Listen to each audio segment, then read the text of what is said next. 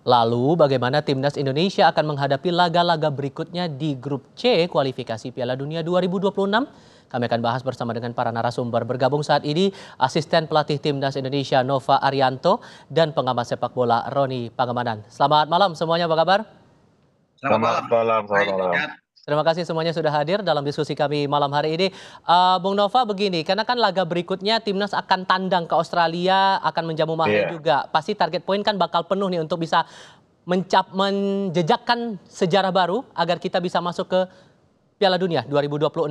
Apakah iya. akan ada strategi khusus nih kira-kira? Karena kalau dilihat kualifikasi kan selisih poin kita dengan tanding berikutnya terdekat Australia ya. Cuma 1 poin selisihnya untuk sekarang. Iya, betul. Ya, secara strategi memang kita belum mempersiapkan secara khusus ya, karena setelah pertandingan kemarin kami pelatih semua pemain kembali ke klubnya masing-masing dan mungkin mereka baru akan berkumpul nanti di bulan Maret ya, atau di periode FIFA Match Day. Dan memang setelah kita melihat atau menganalisa Australia ataupun Bahrain, sekali lagi poin kita harus coba mengambil 1 poin ya di Australia dan kita bisa menang lawan Bahrain di kandang kita nanti di GBK. Dan apa mungkin yang bisa dipelajari dari 2 pertandingan sebelumnya saat lawan Jepang, kemudian yang terakhir Arab Saudi, kita sukses melawan Arab Saudi waktu itu. Ada pendekatan-pendekatan khusus nggak kira-kira yang bakal coba diolah lagi lebih lanjut?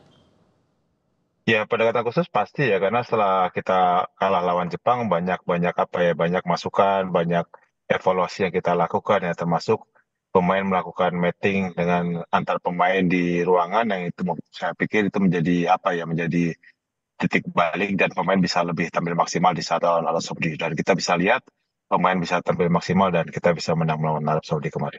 Hmm. Untuk lawan Australia nanti di tanggal 20 Maret ya, 20 Maret 20, ya 2025.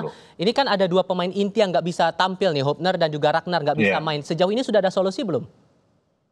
Ya, kalau di lini belakang, selagi opsi kita cukup banyak ya. Kita masih ada Mes, masih ada Jordi, masih ada Nathan bisa di sana, Calvin di sana. Jadi kita akan lihat situasinya. Situasinya akan kita lihat apakah taktikal apa yang akan dipakai Kusi nanti lawan Australia. Jadi disitulah kita baru menentukan siapa yang akan bermain ya. Termasuk mungkin mereka nggak bisa main, opsi-opsinya cukup masih ada Marcelino atau si Witan atau Yasa juga masih bisa bermain di posisi. Termasuk ada Eliano ya yang bisa bermain di posisi itu.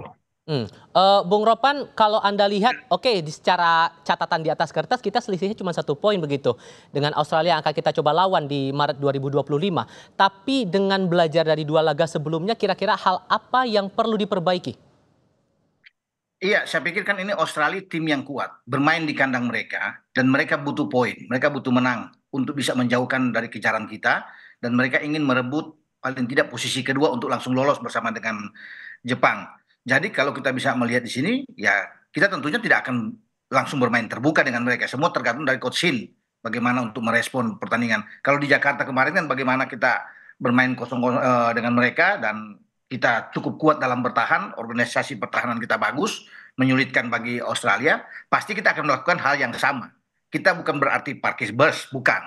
Tapi kita lebih banyak menunggu, memperkuat di tengah juga sama seperti melawan Arab kemarin. Saya pikir taktik itu bagus untuk dikembangkan melawan Australia. Dan kita bisa mendapatkan hasil yang baik ya.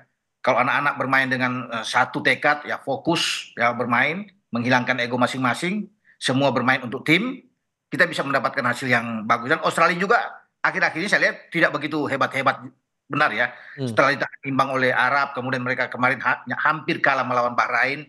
Jadi sebenarnya kita bisa mendapatkan hasil yang bagus, tergantung bagaimana juga coach Shin juga menerapkan skema permainan yang baik, juga anak-anak bisa bermain dengan fokus ya, sambil menikmati permainan. Dan 1 poin itu bisa, nggak perlu muluk-muluk untuk menang. Kalau menang luar biasa. Tapi Artinya di kalau sisi, sorry saya potong di situ. Tapi di sisi lain ada beberapa pihak juga yang menilai bahwa pendekatan strategi yang dipakai dalam pertandingan sebelumnya oleh Coach Shin Tae-yong ini terbilang kaku dalam tanda kutip dengan pola formasi yang sama-sama saja dan pendekatan strategi yang sama-sama saja. Biar posisi kita bisa imbang nih menurut Anda Bung Ropan, hal apa pendekatan apa yang harus diperhatikan? pertandingan kaku lawan siapa? Kalau bisa dikatakan. Lawan Arab kemarin saya pikir tidak. Hmm? Karena kita di awal-awal di 10 menit pertama mestinya dapat 2 gol. Dari 3 kesempatan untuk bisa membuat gol. Saya pikir tidak, bukan kaku itu. Hmm. Tetapi kita bermain sesuai dengan game plan yang diinginkan oleh coach. Karena dia lebih tahu. Dan anak-anak menjalankan itu dengan baik. Ya, Artinya ya kita bisa melakukan juga di Australia dengan hal seperti itu. Ya kalau kita melayani untuk jual beli serangan bermain terbuka, Australia kan butuh butuh menang. Kita akan kesulitan kalau mereka lebih dulu mencetak gol. Tapi kalau kita bisa melewati pertandingan pertama di 45 menit itu dengan tidak ada kebobolan, juga akan membuat mereka secara mental ini akan goyah. Dan itu yang harus dibawa anak-anak dalam pertandingan melawan Australia menurut saya. Tidak perlu lagi untuk mengubah skema yang seperti yang ditampilkan melawan Arab kemarin dengan starting 11 seperti itu. Saya meyakini bahwa kita bisa mendapatkan hasil yang bagus kan. Satu poin itu ya normal bagi saya, dan kalau kita bisa mendapatkan satu poin saya pikir kita lolos. Entah itu kita lolos sebagai peringkat ketiga, empat, bahkan kita bisa menjadi peringkat kedua dengan catatan imbang melawan Australia, bermain di Australia, dan kita gebuk Bahrain dan Cina bermain di kandang kita. Saya pikir posisi kedua itu sudah di depan mata untuk bisa langsung lolos bersama dengan Jepang gitu. Oke, kalau Bung Nova melihat timnas Australia ini, pelajaran yang diambil atau evaluasi yang mungkin coba sudah dilihat sedikit banyaknya begitu sebelum pertandingan bulan Maret nanti, hal apa yang mungkin akan diperkuat nantinya?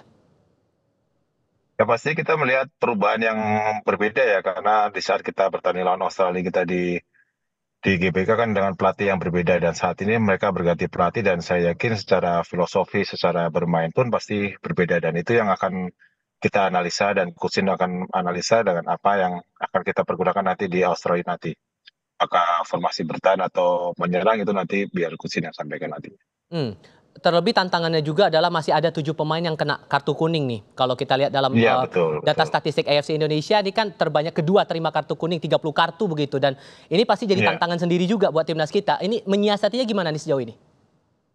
Ya pastinya kita tidak bisa, pemain bisa dapat kartu atau enggak ya, sekali lagi dengan kedalaman skuad yang ada saat ini, walaupun kita bisa melihat secara kedalaman skuad kita kan di gelandang termasuk di lini depan yang masih kurang ya, tapi melihat kedalaman skuad kita yang ada di lini belakang dengan banyaknya pemain-pemain diaspora, pemain lokal kita yang cukup cukup baik ya, saya pikir nggak ada masalah di lini belakang, termasuk yang pemain yang ada di posisi gelandang ya, atau di gelandang. Itu Hmm. yang menjadi masalah buat kami. Oke, kalau Bung Ropan melihatnya gimana kalau untuk peluang kita melawan Australia, dan kira-kira hal apa yang perlu disiasati untuk membaca pergerakan dan strategi timnas Australia dalam beberapa pertandingan sebelumnya? Iya, saya udah bilang tadi Australia pasti akan langsung melakukan pressing melawan kita ya. Ah, Karena ah. mereka main di kandang, pasti mereka akan menyerang. Nah, kita tidak perlu terlalu terburu-buru bermain. Tidak perlu panik melawan mereka. Saya bilang dengan kondisi tim seperti kemarin, the winning team itu yang dibawa, Coach Shin lebih tahu bagaimana untuk memotivasi anak-anak bermain lapangan dan bagaimana mereka punya nyali untuk bisa bertarung, untuk mempertahankan lini belakang dengan baik. Terlepas kita tidak punya Yasin Hapner, kita masih ada Kevin Dix, masih ada Mes Hilgers, yang saya rasa pasti mereka dua ini pemain akan tersedia pulih dari cedera. Kalau di belakang saya nggak mengkhawatirkan ya, karena kan ada Jordi, ada Rido, ada Jai Itses di sana, banyak lah untuk taruh di situ. Tapi yang kita akan lihat nantinya mungkin di depan atau di gelandang ini yang kita akan taruh. Tidak ada Ragnar, Oles mudah-mudahan sudah masuk. Dengan ada Ole kan bagus. Berarti kita bisa aja bermain seperti kemarin dengan ada dua striker, Ole dan Rafael yang ada di depan. Sementara di gelandang ya kita taruh aja pemain-pemainnya. Ada Tom Hai di sana tentunya, ya ada Ivar yang bisa dimainkan, tergantung STY untuk bisa melihat. Yang penting kita juga banyakin di gelandang, Marcelino juga ada di sana.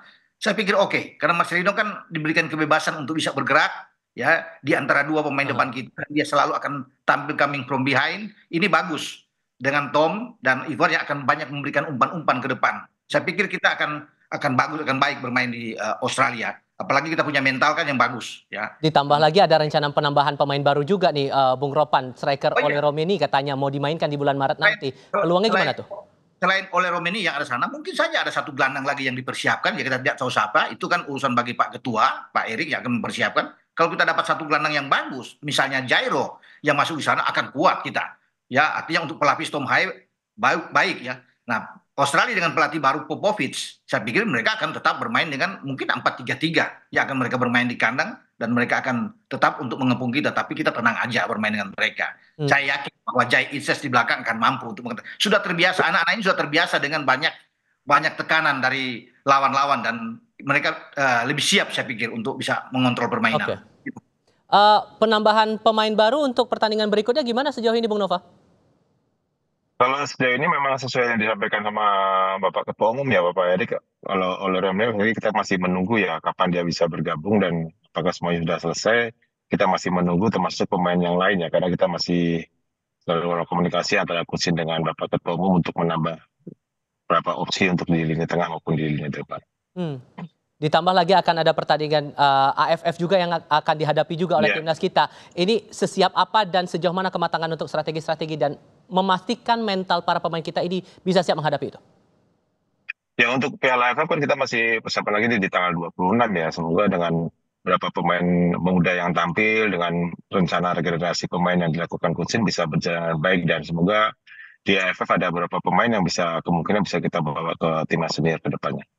Baik, doa terbaik untuk timnas kita yang sudah berjuang untuk bulan depan, di tahun depan, tanggal 20 Maret 2025 akan melawan Australia. Doa terbaik untuk Anda semuanya. Terima kasih banyak Bung Nova dan Bung Ropan sudah berdiskusi bersama kami. Sehat selalu semuanya. Selamat malam.